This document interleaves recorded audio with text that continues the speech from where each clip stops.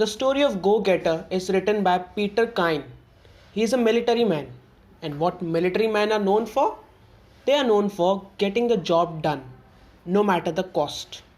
That is, if they are given a task of entering enemy's territory and killing them, soldiers will gladly do it, no questions asked, even if this means that they have to risk their lives for it. And that's what Go Getter is about. What lengths a military person is willing to go. I refer to this book every time I feel overwhelmed with work and think of quitting. I hope it can inspire you too. So let's get started. The story starts where we see Captain Rix, Skinner and Matt having argument. Their lodging and shipping company, which has recently expanded its operation in China, was facing some troubles. They had recently sent a man named Henderson to manage their business in China. Now let's pause for a second. Consider yourself in this situation.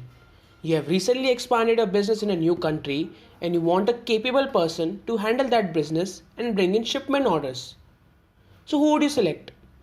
You would look around in your office and find the best salesperson, right?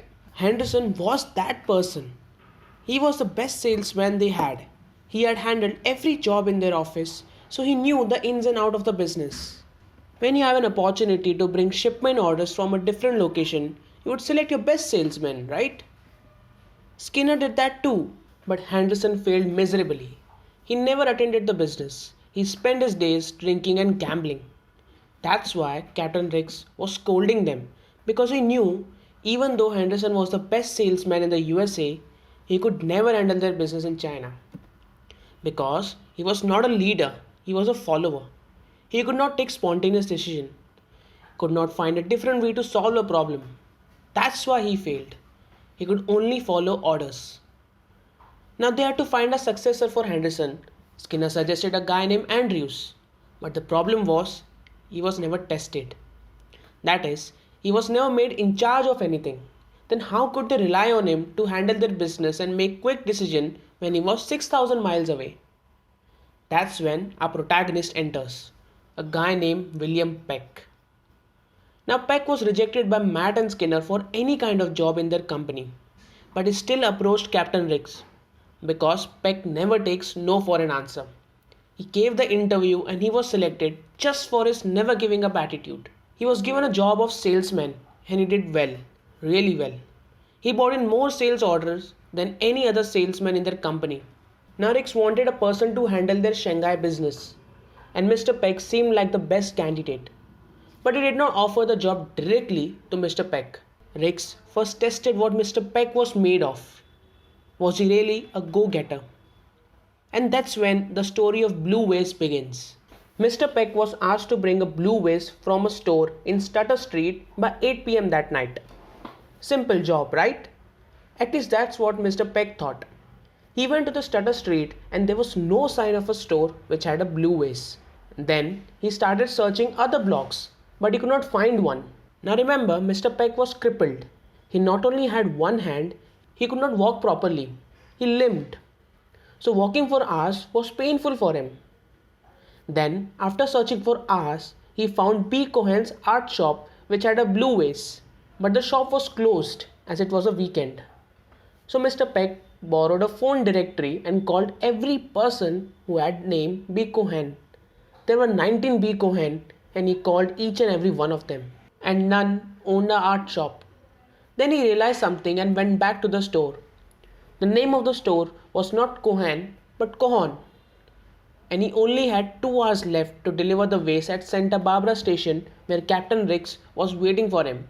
Mr. Peck called all 8 B. Cohans and finally located this person's phone number. But this person was not at home. He was at his friend's place having dinner, Mr. Simpson. And the phone attendant did not have Mr. Simpson's phone number. Again, Mr. Peck searched phone directory and called every person named Mr. Simpson. Finally, he got on the phone with B. Cohon. Mr. Peck pleaded with him to open his door and finally got the blue vase he was searching for. The vase, it was too expensive. It was $2,000 vase. Mr. Peck did not have cash but a check. Now, would you trust a man enough that his check would not bounce? You would demand cash, right?